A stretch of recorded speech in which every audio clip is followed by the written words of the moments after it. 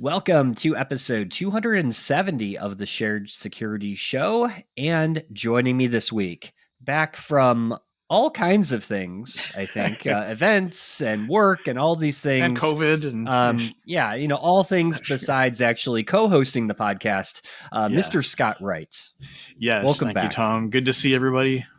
Yeah, I'm glad I have at least half of my co-hosts back. Yeah. Well, I guess we don't need the sidekick this week, so. No, the sidekick called me, said that he was not going to be able to make it. He is in his Tesla on his way back. Scott and I were just joking that we could do a Tesla cast where he could record the podcast in his Tesla, and he wouldn't actually have to be driving. Right? He could use the self-driving feature, but that is inherently dangerous, as we've seen. Not recommended. Your hands have to remain on the steering wheel, right? Yeah, that's right. At all times. So we will have Kevin back again next week. We will get by somehow. We'll survive somehow, some way. And, but it'll be good. It'll be good to have both of you back. I know it's been me, myself, and I over the last couple of episodes. But feeling lonely, were you? Yeah. I was a little lonely. Yeah, a little bit. Yeah. A little bit. It was a good episode, though, with Andra. Yes, Andra Zaharia. Yeah. She was great. Great conversation on empathy and cybersecurity. So definitely check that episode out. And then the episode before that, I did a solo episode where I talked about the stories from the week.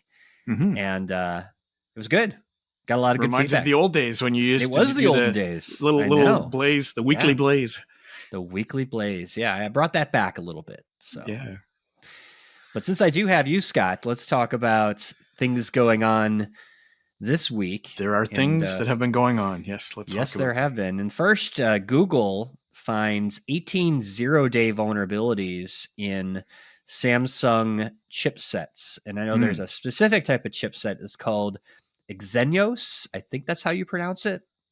Okay. I'm probably screwing that up somehow. But these chipsets are used in lots of different devices, and not just Samsung. So thinking of like the S22, the M33, like some of the latest Samsung mobile phones have this chipset. The Google Pixel 6 and 7 have this chipset. And there's actually some cars that are actually using this chipset as well. So this is a large segment of devices, mainly Android devices, that are affected by these vulnerabilities. And the reason I bring it up as something that is worthy to discuss in the podcast is that some of these flaws are very serious. They allow remote code execution from the internet to the actual baseband. So we're talking about, when we talk about baseband, we're talking about like the cellular network, right? Yeah. That these devices are using. And they can compromise those devices without any user interaction. So think about some of the attacks we've talked about in the past related to like Pegasus. And some of those nation states targeting journalists and others through a text message. Yeah. And all you have to do is receive the text message, and it can cause a remote code execution. Yeah, so those are scary kinds of attacks. Yeah. And so any word on resolution or patching or? So there are patches that obviously are coming out from Samsung. Google has already released patches through their March update. But one of the mitigations that users can do is to disable Wi-Fi calling and something called voice over LTE until the patches are available. Mm-hmm. Yeah. So, I mean, I guess it makes sense, I guess, if it's addressable from the internet, then it's coming in through data connections. And so it's basically telling you to disable any data connections you have on the phone until you get it patched. Yep, that's right. So, and this is again a reminder, like we've always said, make sure that you're updating your mobile device every time those updates come out from whoever your device provider is, Apple, Samsung, what have you. That this is one of those reasons, again, why it's so important to stay up to date, especially if you are in, I'd say, a higher risk category of maybe a journalist or someone that could be targeted. Yeah. Because I feel like this is definitely a nation state level type of attack that probably the regular person, you may not have to worry about this Hmm. as much as someone like that. But Yeah. Yeah. again, You can bet that there are governments, taking note and looking how to exploit this. so keep your devices up to date. So important. Yes. All right, Scott. Well, we haven't done this in a while, but we're gonna do a where much segment. So Let's here do we go. it. I'll even say it so Kevin can giggle in And the we can background give if them he a listens moment to to, this. Yeah, yeah. Yeah. yeah. Here we go. Oh, where much? And Yeah. there it is. Yeah. There it is. Cool. So, yeah, I think the use of AI tools to enhance social engineering attacks is really kind of entering a new, I think I would call it a high growth phase, right? And fortunately, just like in any other part of our security professional domain, there are people trying to test this stuff out and see what can be done so that we can be aware and patch things, or at least learn how to react properly and detect these things. But it's really interesting, this article that we found that talks about a company called Tavora, was working with a voice cloning company called Respeecher. And I guess there are a number of tools now that can do various things with voices. So when you're trying to do phone social engineering, or sometimes we call it vishing, by voicemail phishing or voice phishing. So a lot of these attacks, that, if you're thinking about how you're going to make a phone call, you either have to hire somebody that sounds like the person you're trying to impersonate, if the person who's being targeted or called has a chance of recognizing or understanding them. But think about attacks like you're getting a message from your boss to enable something or add an admin user or something. That kind of stuff is going to start happening soon, but the attacker has to sound like your boss. So this kind of research, I think, is interesting to show what is possible and get us ready for those kinds of attacks. So what do you think, Tom? Yeah, I mean, we've talked about deep fakes in the past, and mainly more around how it's used in the media, right? To Mm-hmm. deep fake a situation or a photo. Like I just saw a thing pop up about because Putin and the Chinese president got together, and there's some crazy photo of them that people are saying like, yeah, that's not real. That's probably Yeah. deep faked, right? Yeah. But I see this as kind of the evolution, right, of AI and the GPT, technology that's out there is now allowing this level of voice impersonation, and it takes it to another level. I think, Mm-hmm. and this link that we'll have in the show notes, I think kind of demonstrates it from.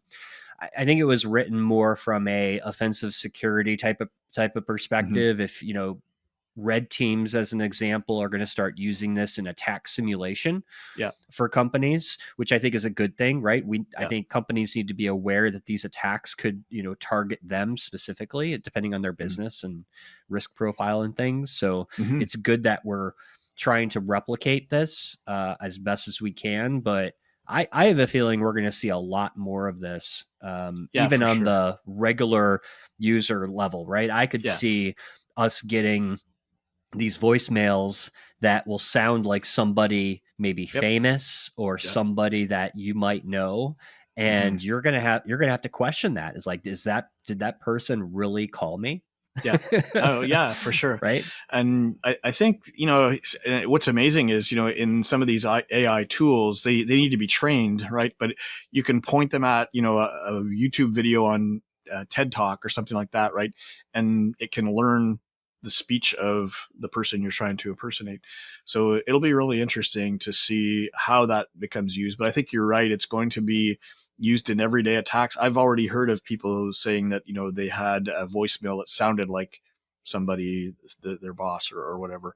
And there's a difference between doing it in a voicemail, perhaps, and doing it in real time and being able to react, to somebody. But this is actually coming in the form of the deep fake stuff that we're talking about. It reminds me, there's a TV show I watched, or a Netflix, I think it was, or Mm-hmm. Prime, called The Capture. It's a British crime drama, but it's all sort of focused on the topic of deep fakes and doing deep fakes in real time. And people ask me, so is that really possible? I go, well, not yet, but it probably will be soon.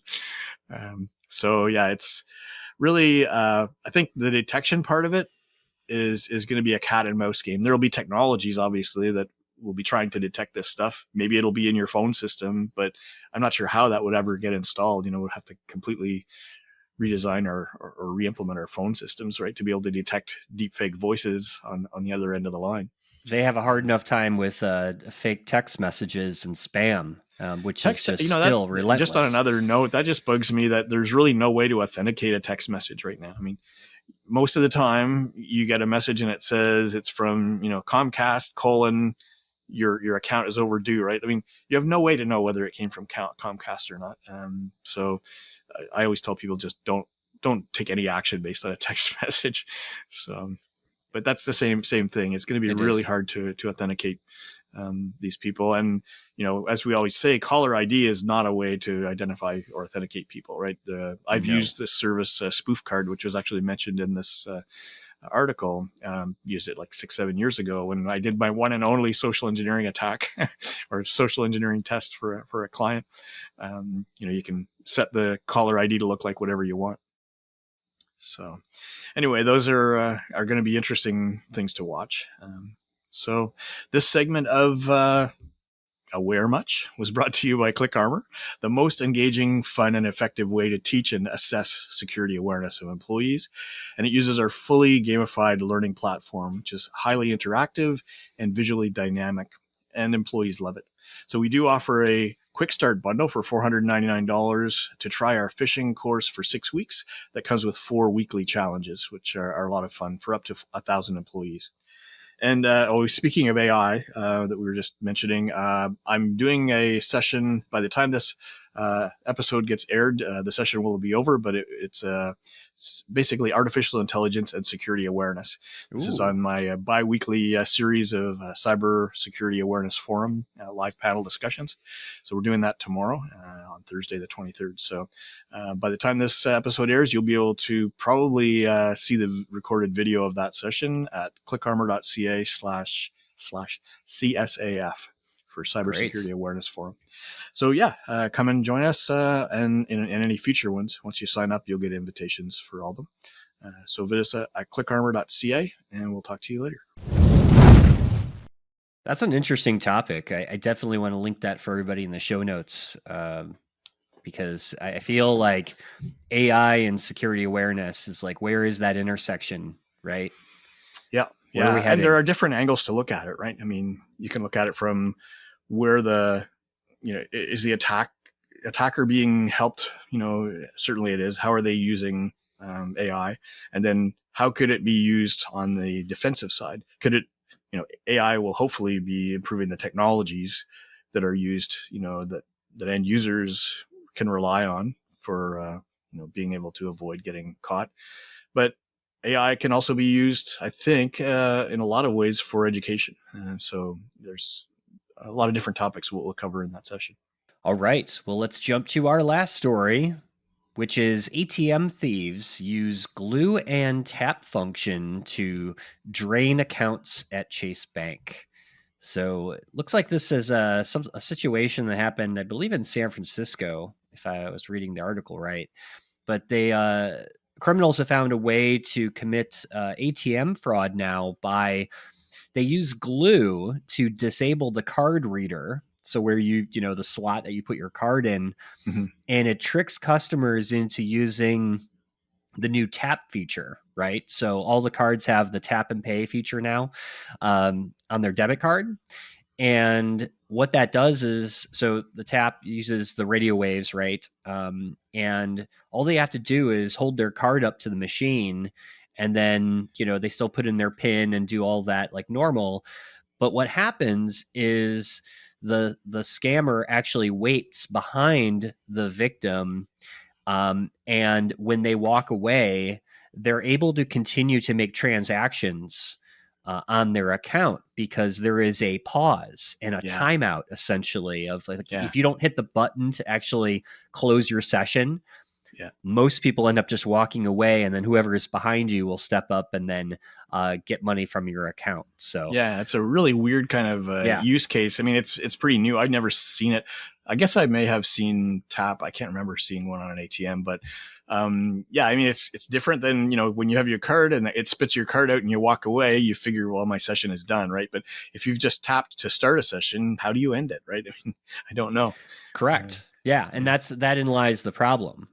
So it sounds like Chase is putting in some other measures, right? Maybe some updates to their Yeah. ATMs, but and they obviously give you the same old, we'll protect your PIN number and log out of the ATM and things like that. Yeah. But and what's interesting to me is that at first the bank denied the fraud claims from this scam, which was a little Yeah. They surprising. said it And then was they user authorized, right? So yeah, and again, I don't blame the user for that. I think that is no. that is clearly the bank's problem that they need to fix. Yeah, yeah. And then I think there was interesting escalation there, right? Because they tried to make a claim against it, and they said, well, it was less than the $5,000 loss limit, so we're not going to cover that. So that No, sucks. yeah, And but they did say that you have to use a PIN number hmm for each transaction. So that means the attacker actually has to observe your PIN when you're entering it. You do have to enter a PIN in addition to the tapping. that's a good point. That is the addition to that. But if you're just behind somebody, it's not that difficult to Yeah. That's another observe. awareness tip. I mean, for years, anytime I'm doing a tap at a gas pump or, Oh place, yeah, yeah, just cover it. cover it Or up. actually, I do like about 10 different fake pushes, right? So people can't really see what numbers I've actually touched. Just a habit I have. One of those weird things. Yeah, because I've seen Brian Krebs had reported Oh yeah, he does a a lot of few skimmer times. stuff. Yeah, yeah, Yeah, the skimmer stuff. The skimmer technology is getting really interesting because even with those little shields that they put over yeah, the pin pad that I've been yeah, seeing, they have actually installed like miniature little Bluetooth cameras yeah. Right under the underneath hood, so that. you can see it. Yeah, yeah. Yeah, I mean they're getting very innovative to commit this type of fraud. So, even if you're trying to cover up your pin, there might be a camera under there still That's true. observing it. So That's true. it's just crazy, I know totally people that crazy. say I go up and I shake the machine by the Yeah, by yeah. the card holder to see if it's going to come Well, out. I do that actually at gas stations. I Yeah, actually do look and I will touch the card reader yeah, and make sure that, in fact, a lot of the gas pumps nowadays have the tap and pay now. yeah, yeah, And I've started using that, or they accept Apple Pay or something yeah, like that. That's a little yeah. more At least if safe. you use your credit card for that, Yeah. then if there's a bad charge, you can have it reversed. But Right. Yeah. So fascinating. yeah, yeah, So fun watch thought. out there if you're still using an ATM. I've actually talked to people that say that they don't use ATMs anymore, um, I because they certainly don't don't just go don't to use them as cash. often. Yeah, Yeah, yeah. which is kind of It's funny fascinating. because I think, if I'm not mistaken, I think Canada used debit cards for quite a while before any US banks had them. So, for 15, 20 years, we've been using Yeah. debit cards in Canada. And I just remembered thinking, like, why is it taking the States so long? But I Because it think, takes us forever to implement anything. That's the United States for you. but yeah, I mean, once you have the ability to pay for stuff with debit cards, it's like, Yeah. you don't I just go to a find debit machine. cards really dangerous because of the fraud aspect, and Hmm. you lose your money instantly because it comes right out of your checking, whereas at Yeah, least you use the credit card, exactly. Yeah. you have some, protection with your Yeah. money. So, Well, uh, debit. I actually, when I first got my debit card that was tap enabled, I actually called the bank and had them disable it because I was worried about yeah, it being abused. But in the end, there's actually a limit, I think, on how much can be done by one transaction, right? And that's good.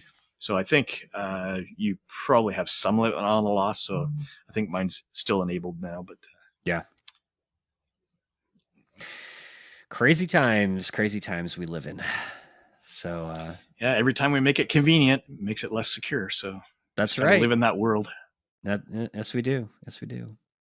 Well, I think that's all we have time for today, Scott. Yeah. So thank you for showing up. I appreciate that. Sounds like a slight on somebody, but I don't know. No, it's not. No, it's not.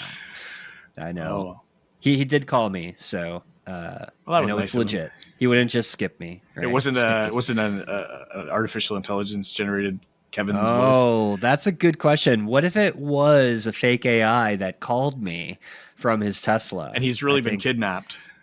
He's been kidnapped. Otherwise, Yeah. he would show up, right?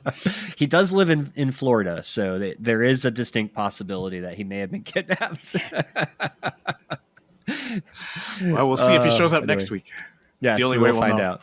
Yes. And just a reminder for everyone, I just sent an email out to everybody. If you haven't subscribed to our newsletter, I do send that out periodically. I'm getting a little bit better about sending that newsletter out. But I did mention in that newsletter that we are very close to getting 1,000 subscribers on YouTube. So if you have not subscribed, we would greatly appreciate if you click that like and subscribe button. It would go a long way for helping us achieve this next milestone in the podcast. Yeah, that's what we'll celebrate then. I don't know how we're going to celebrate, but we will celebrate. We will. Awesome. Somehow. All right. Well, thank you, Scott. And Thanks, everybody. Everyone else, we will talk again next week. Thanks for watching. If you enjoyed this episode and you'd like to help support the podcast, hit that like and subscribe button. To catch all the latest from the show, visit our website, sharedsecurity.net. Follow us on Twitter at SharedSec, and join our Reddit community on the Shared Security Show subreddit.